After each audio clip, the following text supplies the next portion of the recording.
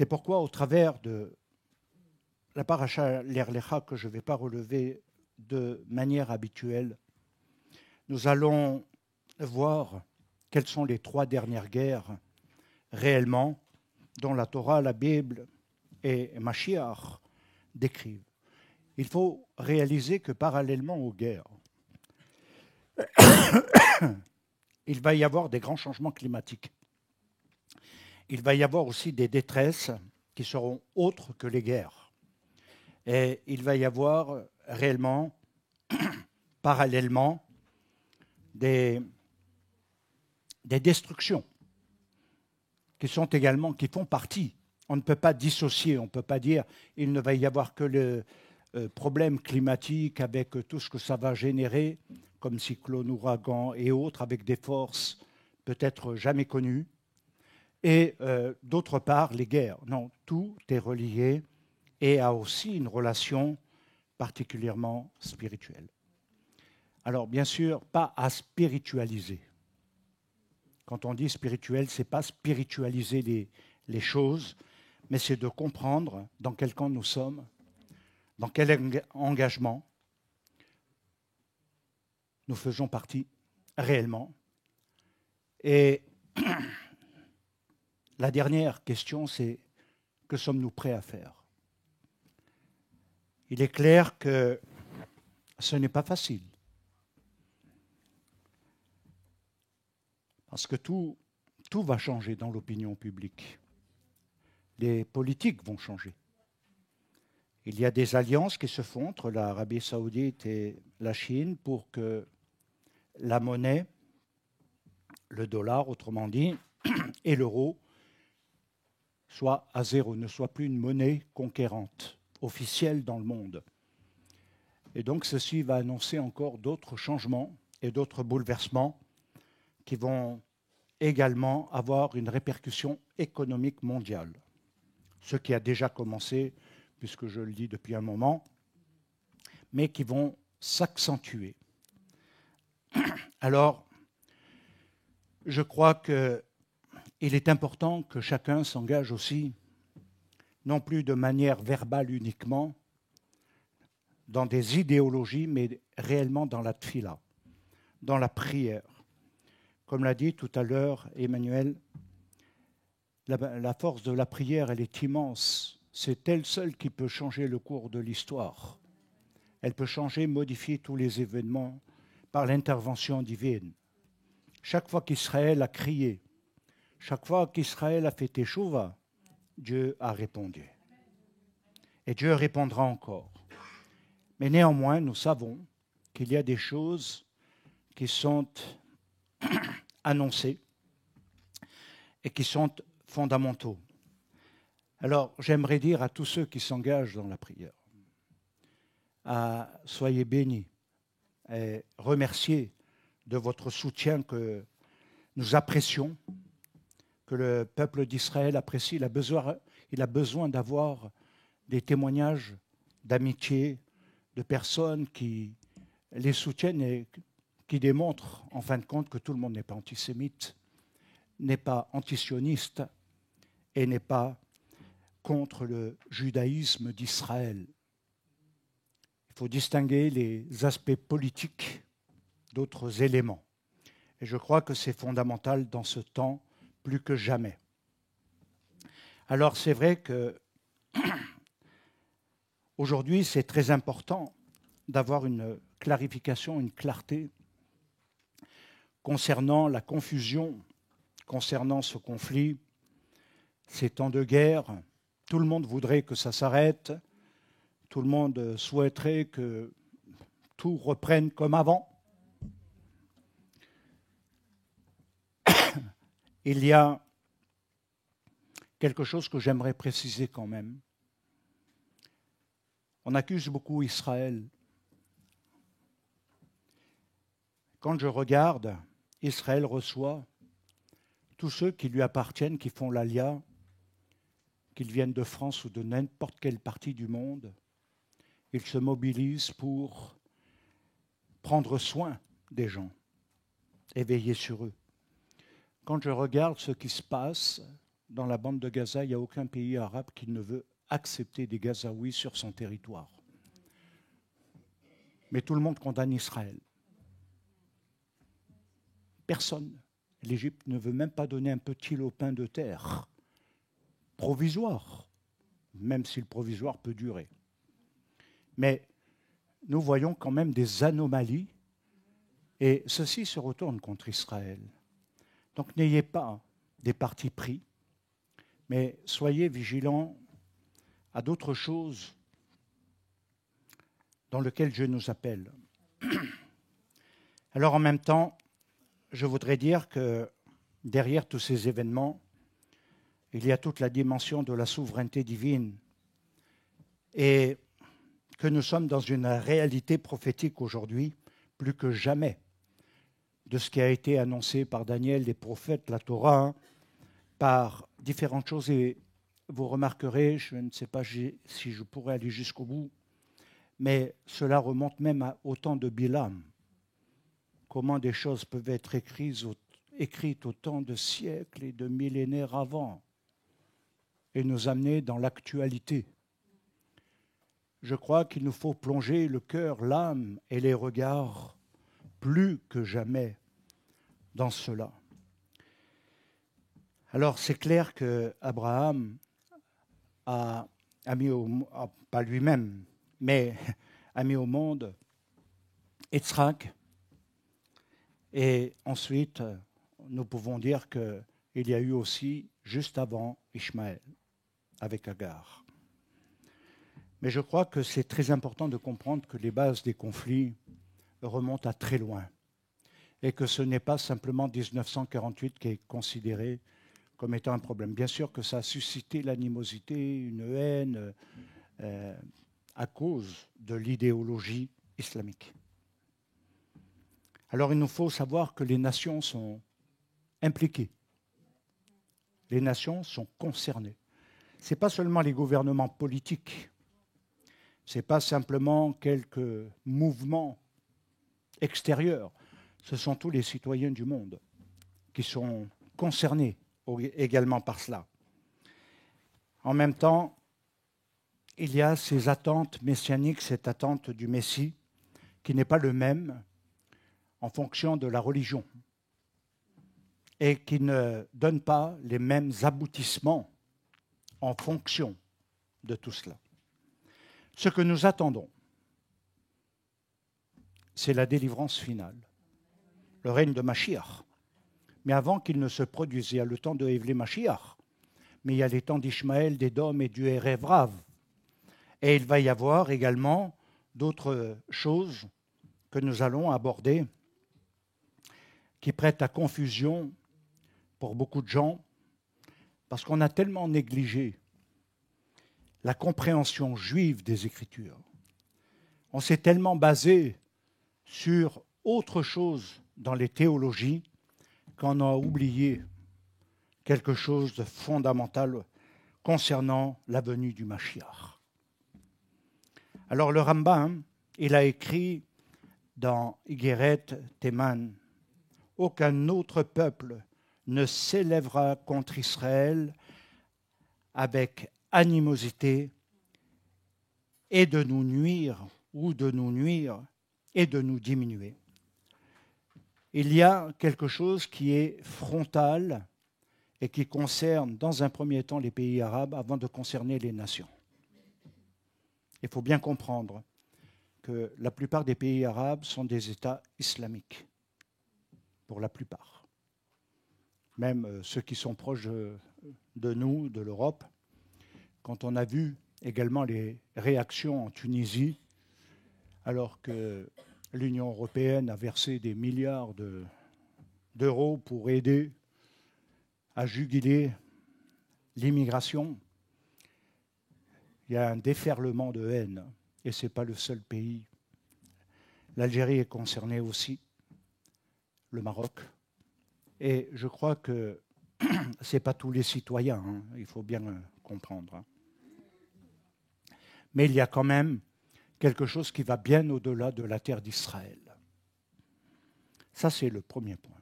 Mais il y aura un deuxième, qui est celui qui va concerner l'attitude des nations face à Israël et qui n'est pas à négliger dans la compréhension. Alors c'est le Rav Chaim Vital au XVIe siècle. Au XVIe siècle, a écrit « Dans le futur, Ishmaël causera une souffrance extrême comme on n'en a jamais vu. » C'est dans Etz Da'at Tov Vera, sur la base du psaume 124. Il est dit également dans Daniel, au chapitre 7 et verset 7, qu'il y avait un quatrième animal terrible, épouvantable, très fort. Il avait de grandes dents de fer. Il mangeait, brisait et il foulait aux pieds. Il était différent de tous les autres animaux et il avait 10 cornes. Yeshaya de Trani décrit cet animal comme une bête à 10 cornes et il dit qu'avec l'après de l'exil de Rome, c'est-à-dire Édom, le temps de Édom qui est concerné et qui nous concerne, et vous allez comprendre dans la chronologie ce que signifie non seulement pour Israël, mais par rapport à ce qui se passe aujourd'hui, ce temps-là. Édom, c'est désigné comme étant la chrétienté, un ensemble de choses par rapport à la grande diaspora. Mais c'est également à prendre en considération dans sa descendance, car Édom avant était Ésav, et il a donné une progéniture qui s'appelle Amalek. Et nous savons qu'Amalek sera toujours présent de génération en génération, et c'est la marque de l'antisémitisme. C'est la marque de l'antijudaïsme. Et nous le vivons, nous le voyons lorsque nous sommes dans la fête de Pourim. Plus que jamais. Et le but ultime, c'est que c'est tout simplement la destruction des Juifs, où qu'ils soient. Et nous savons que Haman, à l'époque de Hadassah, d'Esther, avait ce projet d'extermination juive et que nous retrouvons de manière assez mystérieuse dans le procès de Nuremberg à la Shoah, avec des éléments incroyables. Et on se dit, mais en fait, ce ne sont pas que des événements isolés, mais quelque chose qui va beaucoup plus loin que cela. Alors bien sûr que derrière, beaucoup vont penser qu'ils ont la seule vérité, la bonne doctrine, comme ils disent, la saine doctrine, et qu'en dehors de leur vérité, il n'y a pas d'autre vérité. Mama. Aujourd'hui, c'est plutôt le trouble. Je crois qu'il nous faut continuer. Alors il est dit qu'il y a 10 cornes. Et Édom, Ésav, Amalek dit que le dernier aura 10 subdivisions et que la dernière sera le fait du roi d'Ishmaël à Jérusalem. Le Rav Saadia ajoute que l'intrusion d'Ishmaël dans l'intrusion de Rome est cette bête. Nous le voyons clairement aujourd'hui, après 2000 ans de diaspora. Nous pouvons toujours reprendre l'histoire, ce qui s'est passé et les guerres qu'il y a eu entre le monde chrétien, les croisades, et, j'en passe, l'islam et Israël. Enfin, pas la terre d'Israël elle-même, mais les Juifs dans la diaspora. Ce temps d'exil a été assez douloureux. Et c'est clair que maintenant, il y a un après. Et cet après, c'est aujourd'hui, maintenant. Alors Israël est revenu, c'est vrai, sur sa terre en 1948. Israël pensait qu'il n'aurait plus d'ennemis voulant le détruire en établissant la démocratie, en établissant un certain nombre de choses au niveau de la sécurité. Ils ont été très vite attaqués dès qu'il y a eu cette déclaration de l'État hébreu. Ils ont été attaqués par 14 pays arabes quand même. Et moi, il y a une chose dans mes téphiloutes que je dis à Dieu, je lui dis, mais comment c'est possible, un petit pays comme ça, par rapport à cette grande masse autour? Est-ce que l'aviation est suffisamment grande pour faire face? Est-ce que nous avons suffisamment de navires pour nous défendre? Comment? Devant des armements comme l'Iran, des armements qui se sont développés au cours des années en Irak et ailleurs, où des guerres ont duré longtemps. Comment Israël peut se défendre? Comment? Et pour moi, c'est le miracle divin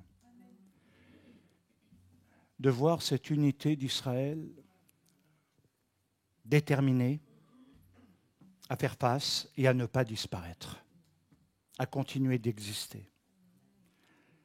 Et c'est la vraie question aussi, en forme de base, de terreau, qu'il faut poser. Quand il est revenu sur sa terre, il a été confronté à une autre hostilité que celle du christianisme dans son histoire, de celle qui l'a persécuté pour diverses raisons qu'on a beaucoup évoquées, que je ne veux pas évoquer maintenant. Mais il nous faut comprendre que nous sommes passés à autre chose. Nous sommes passés à une autre guerre. Et elle a commencé avec celle d'Ishmaël.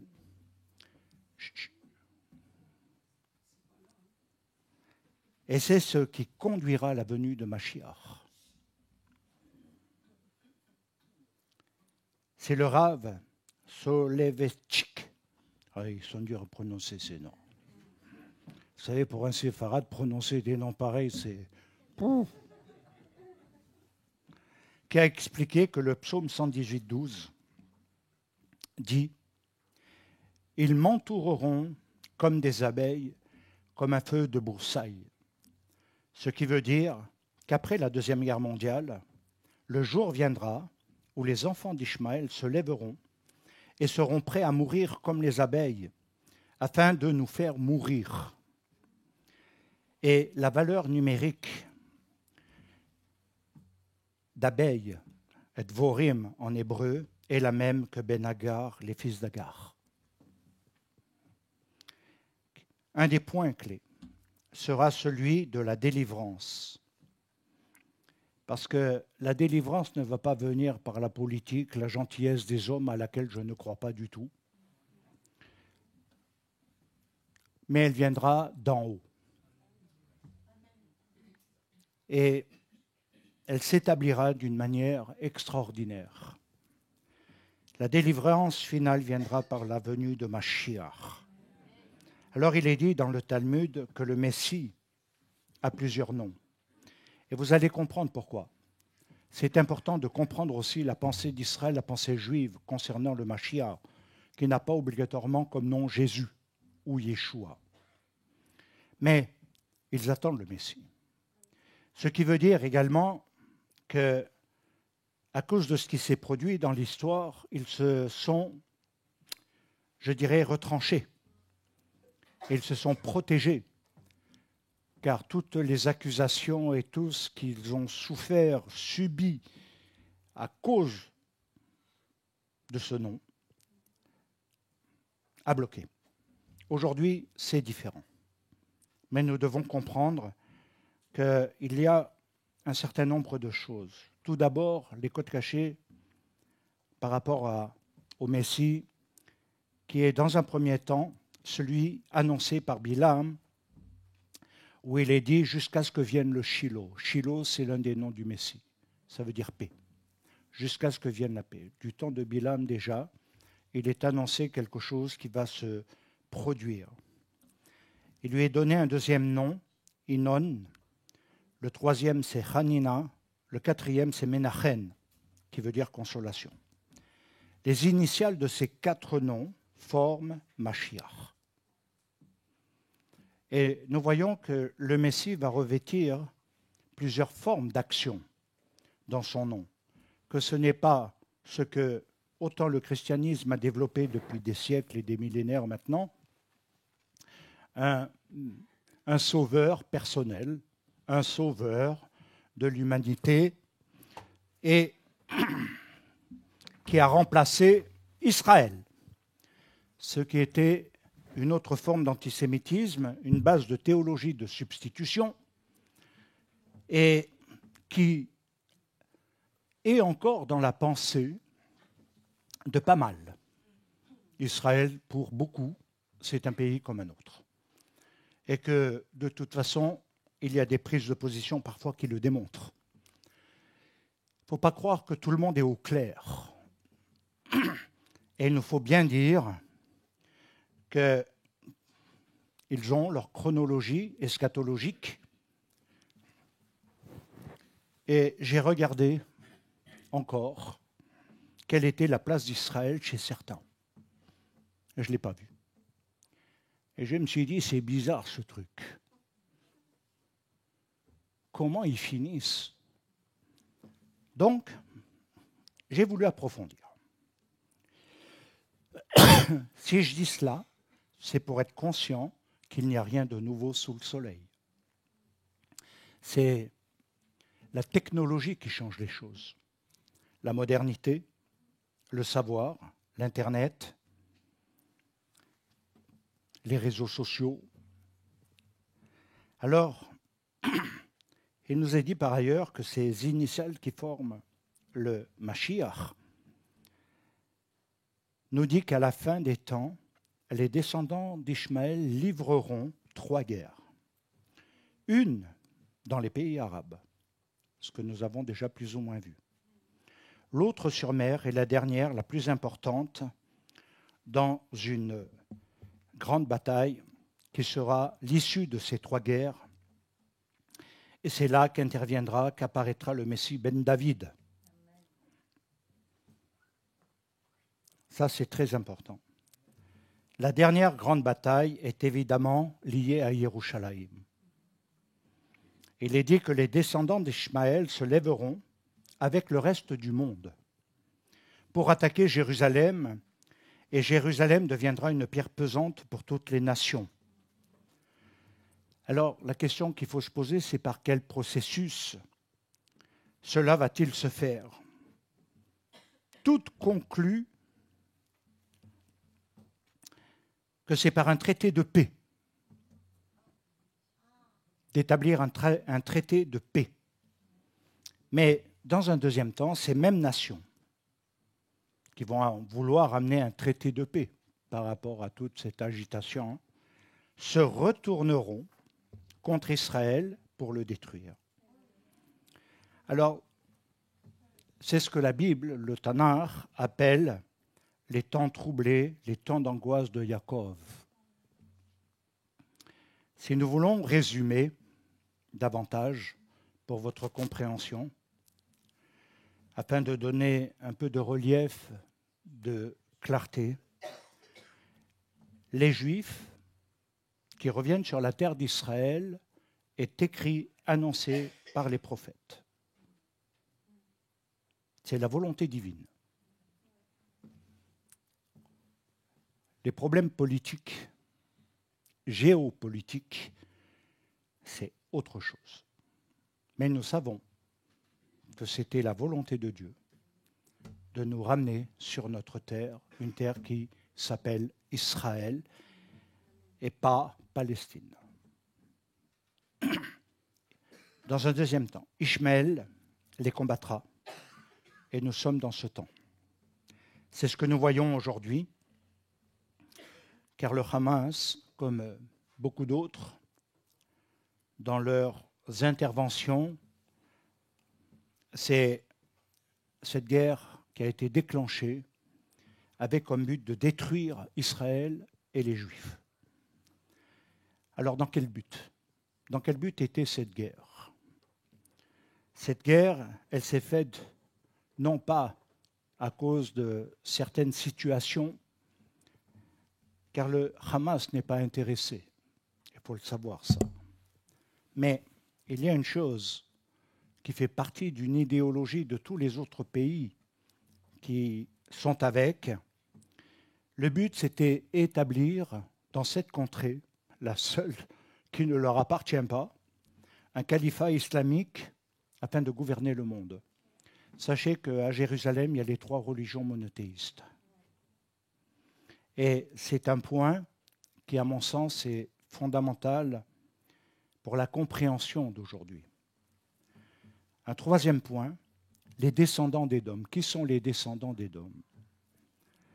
Si nous prenons Édom, Ésav, dans l'opposition Yaakov-Israël, par rapport au droit d'aînesse, par rapport au fait que même s'il y a eu ruse de la part de Yaakov, c'est lui qui a reçu les brachot. Et comme nous l'avons lu dans la Haftara, l'héritage de ces brachot au travers d'Abraham, notre père, qui a communiqué au monde également que sur cette base, sur sa descendance, les nations auront une bénédiction et que ceux qui maudiront Israël seront maudits. Il ne faut pas le négliger, même si dans toutes les années passées, la plupart n'y prenaient pas garde, mais c'est une réalité. Et donc, qui sont les descendants d'Édom? Eh bien, si on prend dans la descendance d'Amalek par rapport à ce qu'il représente, ils vont se rassembler pour combattre Ismaël,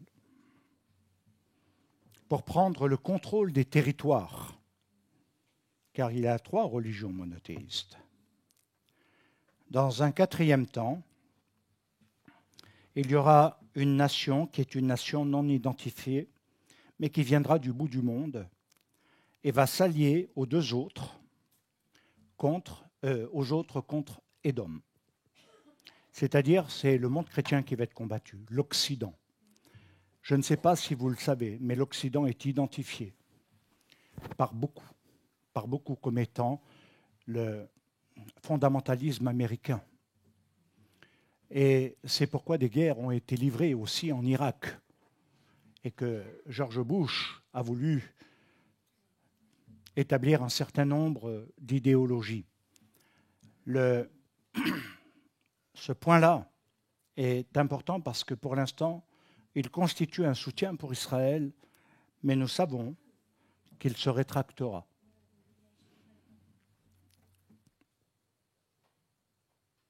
Il y aura un abandon. Alors, bien sûr, dans la forme, ça n'apparaît pas clairement comme cela, mais ce que l'islamisme combat, ce que la descendance d'Ishmaël combat, au-delà des Juifs, au-delà de ce qu'ils représentent dans le droit d'aînesse, dans la bénédiction reçue, c'est réellement combattre l'Occident dans ses idéologies chrétiennes où ils ont perdu toutes leurs valeurs. Et c'est clair qu'aujourd'hui le christianisme peut rester une idéologie ancienne avec des doctrines variées, mais où ils ont rétrogradé dans la sainteté, dans l'identification morale, dans le relâchement. Et je dirais que c'est l'une des causes également qui fait que l'islam a pris de l'ampleur dans les quartiers. Alors je dis aussi qu'il y a des Arabes chrétiens, qu'il y a dans cette catégorie-là des personnes qui ne condamnent pas Israël mais qui le défendent et qui en même temps comprennent d'une autre manière les Écritures, car ils n'ont pas tous le même arrière-plan, ils ne sont pas nés pour la plupart dans le christianisme, mais ont vécu dans l'islam. Et dans d'autres idéologies, d'autres compréhensions qui changent beaucoup de choses par rapport aux traditions et autres. Donc il y a ce temps-là où il va y avoir une guerre contre l'Occident. Et si vous regardez bien, ce n'est pas seulement Israël, on s'occupe d'abord maintenant d'Israël, mais après on va s'occuper de l'Occident. Et ceux qui pensent être gentils avec le Hamas, qui pensent être gentils avec le terrorisme, l'antisémitisme, pour préserver leur vie, la perdront. Ou alors vont rentrer dans l'autre phase que le monde juif connaît moins, que finalement il n'a pas obligatoirement étudié, ce que l'on appelle l'ecclésia apostat, qui est en train de se former depuis des années et qui a pris forme aujourd'hui au travers d'un ensemble de choses qui est présent, mais dont la plupart ne sont pas conscients de cela. Ne voient pas qui tire les rênes, qui agit, qui tire les ficelles, si vous préférez. Et c'est pourquoi le retour aux racines, le retour à Israël devient fondamental. Parce qu'il n'affirme rien comme un absolu. Mais ils disent que la Torah enseigne. Et je crois que c'est très important, même si ça vous dérange, même si je ne suis pas populaire, la popularité, ce n'est pas ça qui m'intéresse. On n'est pas des stars. On n'a pas besoin d'avoir du succès, des followers. Ce n'est pas ça. Mais c'est d'être avec un cœur et une âme qui marche dans les voies divines, comme un tzaddik, et qui réellement se lève pour combattre le mal, et où il identifie vraiment l'ennemi, et pas un ennemi que spirituel, mais un ennemi aussi physique et spirituel, et qui a divers noms, comme l'antisémitisme. Mais il y a d'autres noms. Et c'est pourquoi on est dans ce cadre-là. En 5e, il y aura ce temps où il y aura une très grande guerre. C'est ce qu'on appelle la guerre finale, la dernière guerre. Comme je vous l'ai dit en titre, c'est 3 guerres.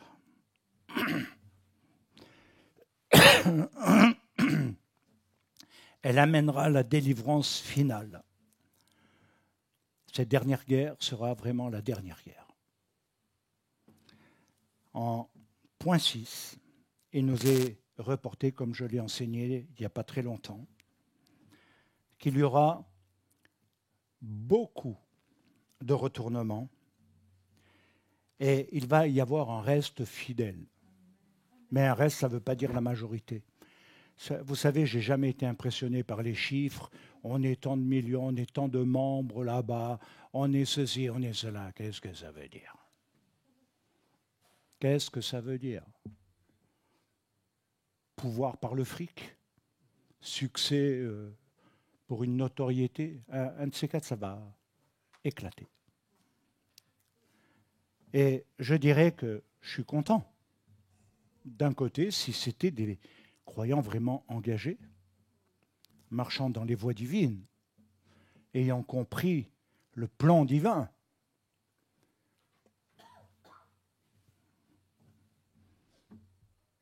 Dans un colloque pastoral, il a été dit qu'ils ont du mal à percevoir l'avenir. Ils ne savent plus très bien. Dans ce contexte actuel, ce qui restera, mais également à cause des pressions gouvernementales et d'autres choses qui vont apparaître, qui vont faire naître d'autres éléments cruciaux d'un gouvernement mondial, d'un nouvel ordre mondial, d'un homme qu'on appelle entre guillemets l'imposteur, autant identifié dans l'islam par le Jahal que dans le christianisme, que dans le judaïsme. Il y aura un faux messie. Et c'est là l'enjeu du futur. Dans ceux qui vont suivre, celui qui sera un faux messie ou celui qui sera le vrai Messie. Et je crois que c'est clair dans ce qui se passe. Donc ça, c'est une chose. Le reste fidèle verra également quelque chose un peu mystérieux. C'est celui où apparaîtront Élie et Moshe. Et qu'ensuite, il y aura le Mashiach. Alors, je ne vais pas le développer totalement maintenant, ce point, mais j'aimerais vous donner quelques points pour un relief un peu plus important, également dans les textes de l'abbé Soratova, qui nous amènent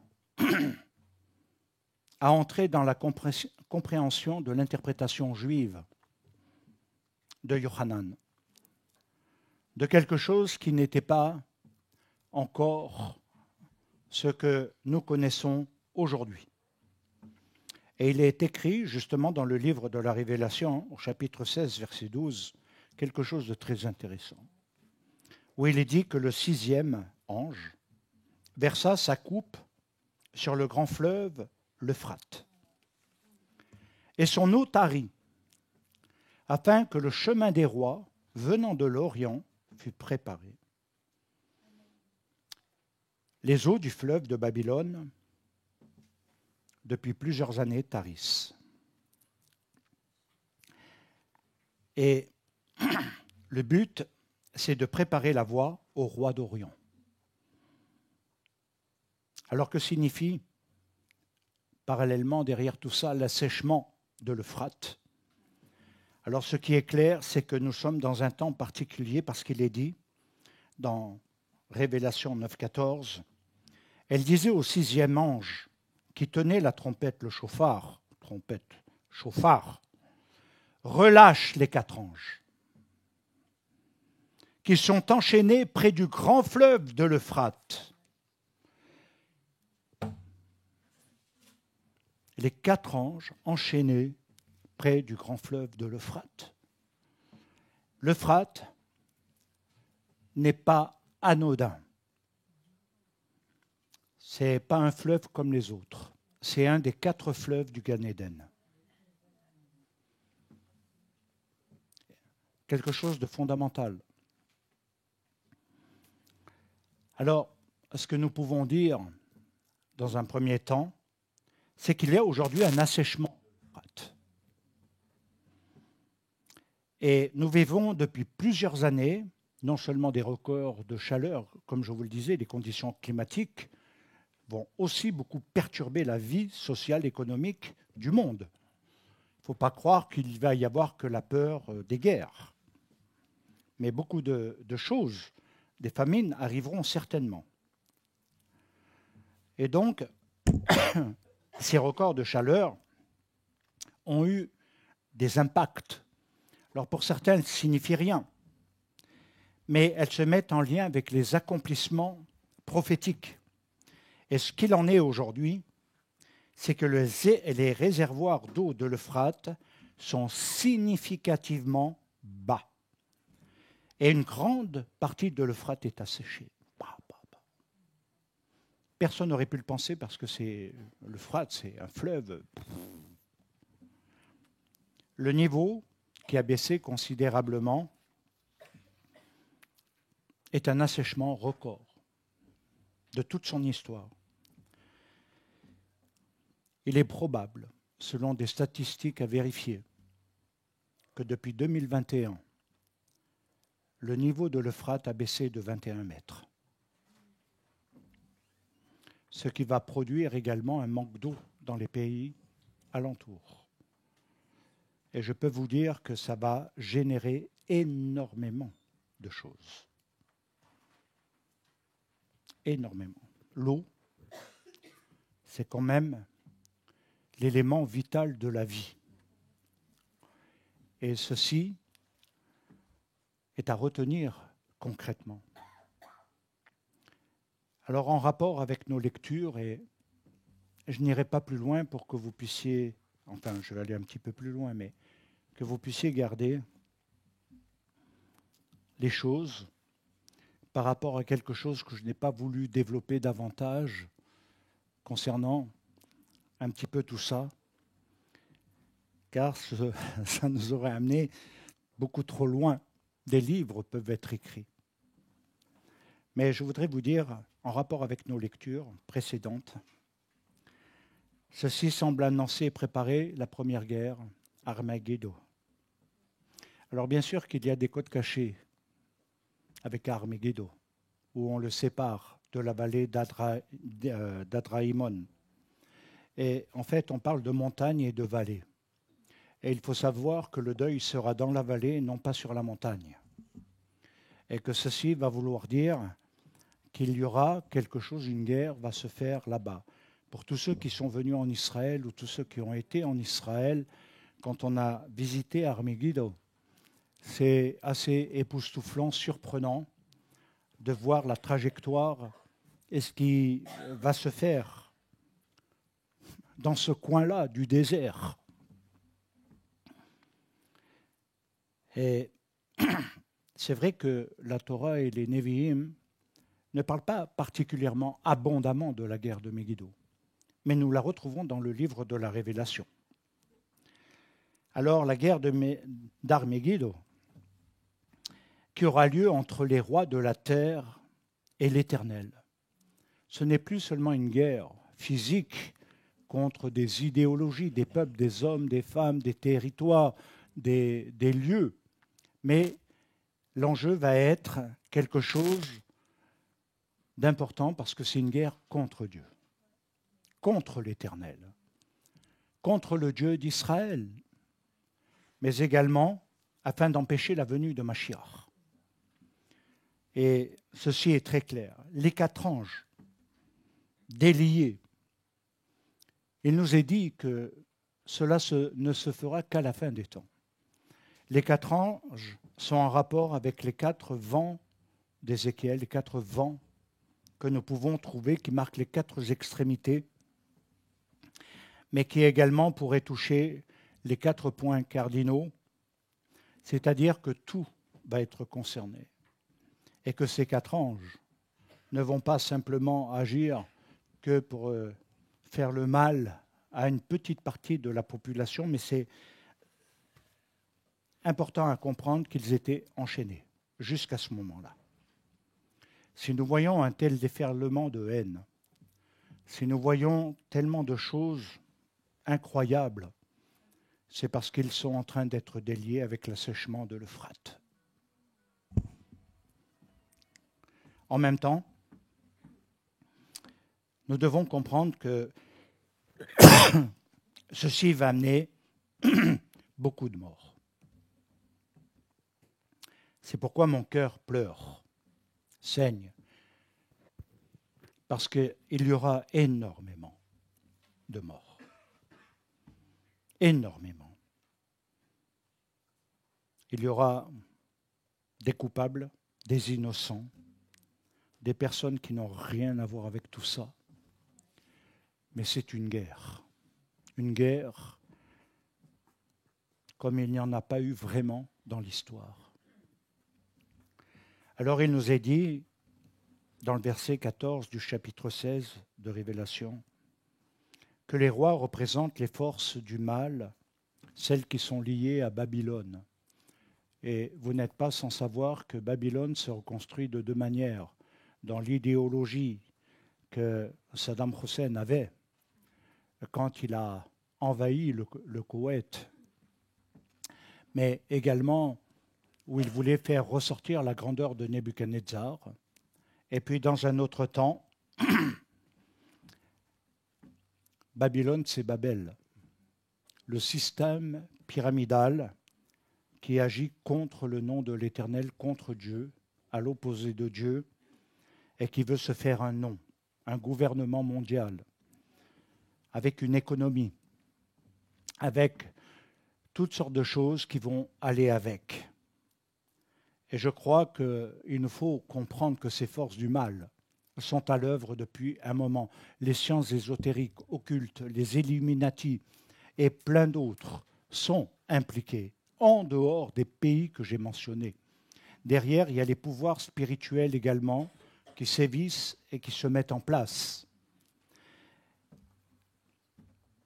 Derrière, Babel, c'est la confusion. Confusion des langues, du langage. Mais pas seulement.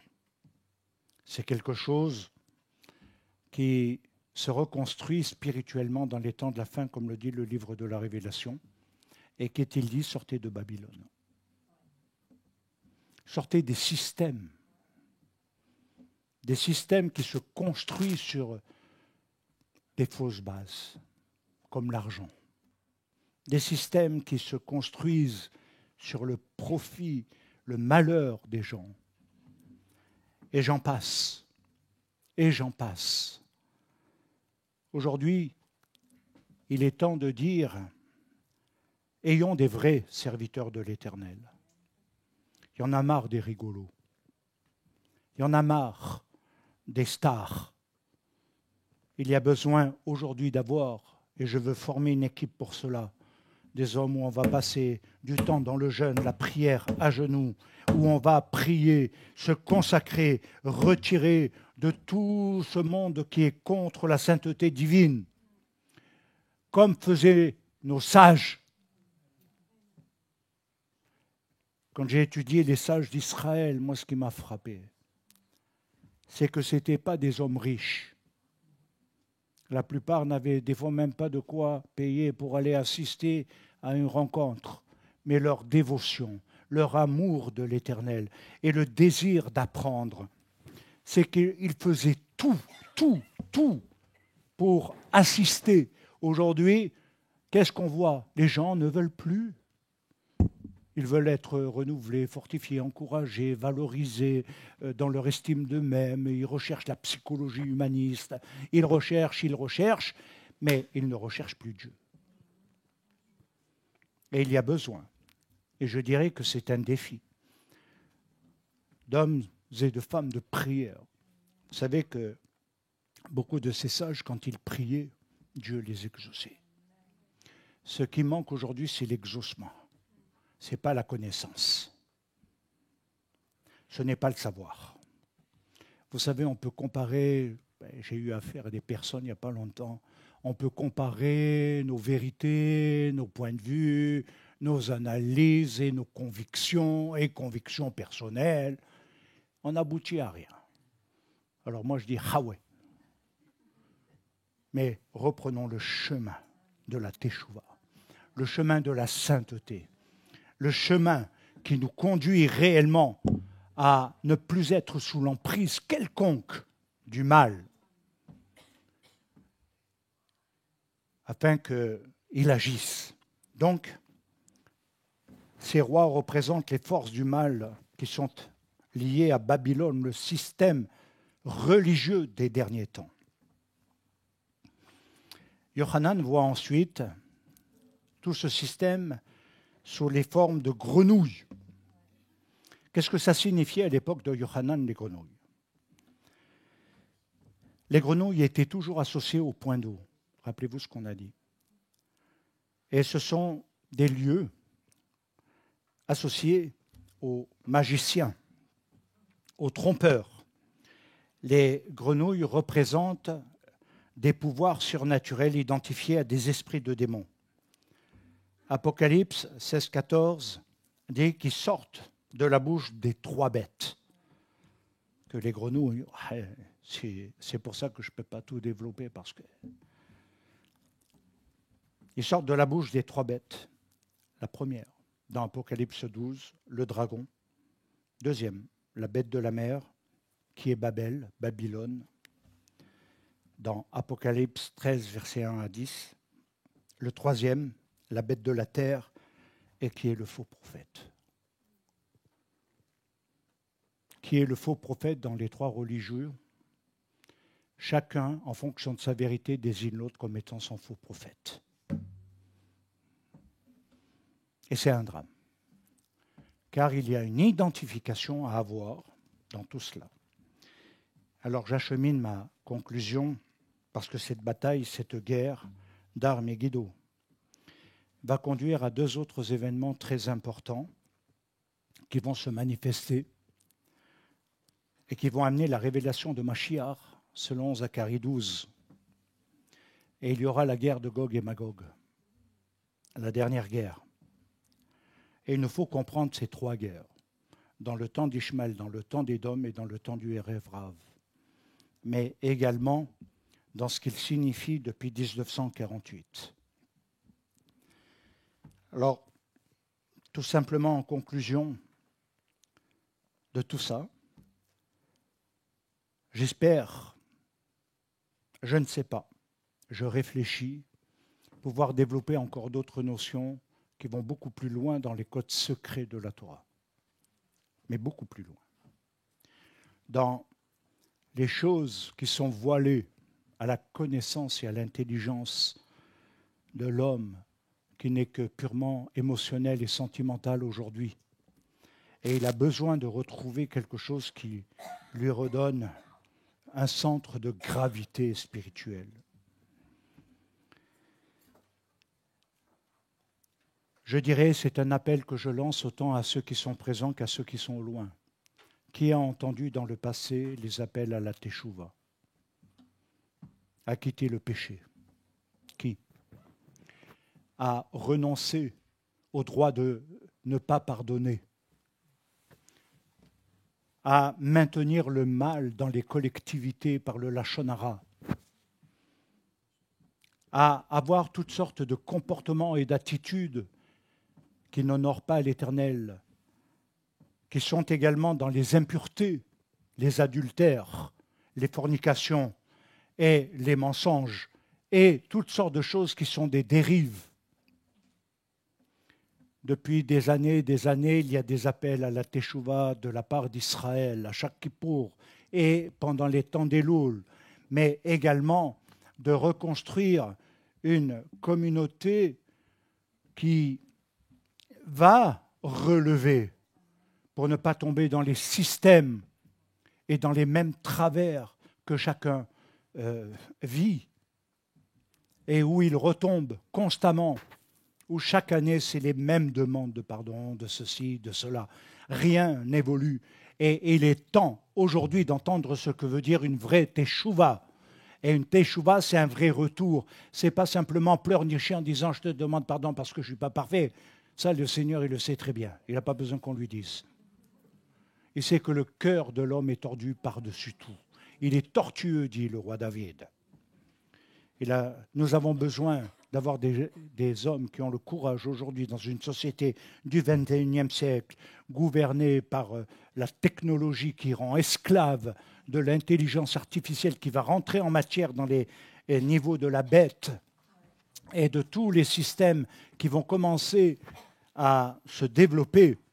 Il est temps d'avoir des hommes et des femmes qui ne marchent plus dans cette mentalité, dans cette culture du mal, qui se retirent, un peu comme Moshe, comme d'autres, comme nos sages.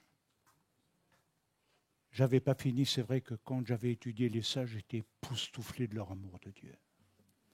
Leur temps qu'ils passaient. Ils travaillaient beaucoup, beaucoup. Aujourd'hui, vous estimez que vous êtes très fatigué parce qu'on travaille. On est tous dans le même cercle. À l'époque, ils travaillaient beaucoup et toute la nuit, ils priaient. Ils étudiaient la Torah, ils étudiaient. Ce sont devenus nos plus grands érudits. Comment ont-ils reçu les secrets? Vous croyez que c'est simplement comme ça? C'est toute une vie. Et aujourd'hui, ce qu'il faut, c'est une vraie teshuva dans le cœur des croyants. Pas superficielle. Pas quelque chose qui est contradictoire ensuite dans le fond comme dans la forme, mais qui devient concret. Et qui, je sais que je ne serai peut-être pas entendu et qu'on me traitera de fou. Merci si vous le faites, ça me valorise. Mais il y a quelque chose à relever aujourd'hui où le temps est court. C'est pourquoi. Cette teshuva qui amène à sortir de la confusion, même spirituelle, intérieure. Par rapport à Babylone liées au système et aux institutions religieuses, notamment. Vous savez, c'est des guerres de religion que nous vivons. Hein. Même des fois en interne, dans les synagogues et autres, ce sont des guerres de convictions religieuses. Les animosités, les disputes, les divisions, les séparations. C'est parce que chacun croit qu'il est juste et qu'il a la vérité par rapport aux autres.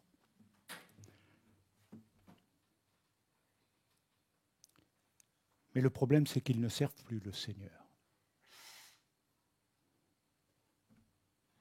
Et il nous faut servir le Maître. Que nous sortions de vouloir servir nos intérêts en quelque sorte. Que Dieu vous bénisse. Shabbat Shalom. Et Toda Rabba. Mais j'aimerais conclure, on va se lever, on va conclure par une tefila. Baruch ata Adonai Eloheinu melech haolam. Tu es Adon Olam. Tu es le maître de l'univers. Tu es celui qui est de toute éternité. Nous savons que ces temps, Seigneur, sont des temps cruciaux qui remettent en question les fonctionnements dans les nations, dans nos vies, dans nos familles, dans nos relations. Et je te demande, Seigneur, que se lève, qu'il y ait vraiment dans ces temps des personnes ayant un peu de courage, de ne pas chercher son confort, son bien-être, sa sécurité matérielle, qui est réellement aisave, mais de chercher ta face nuit et jour. C'est pourquoi je veux aujourd'hui, Seigneur, proclamer que tu es le Dieu Tout-Puissant qui transforme les vies et les cœurs.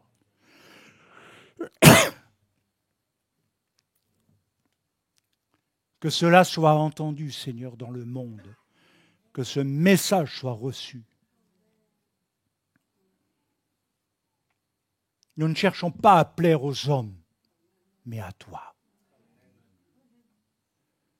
C'est pourquoi, Seigneur,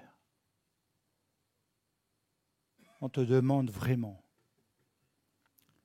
que par l'autorité de ton nom, qui détient tous les futurs et les avenirs, de nous amener à la prise de conscience la plus profonde dans notre conscience. Te servir, Seigneur, te servir avec fidélité, dans un cœur pur, en Yeshua Mashiach. Amen.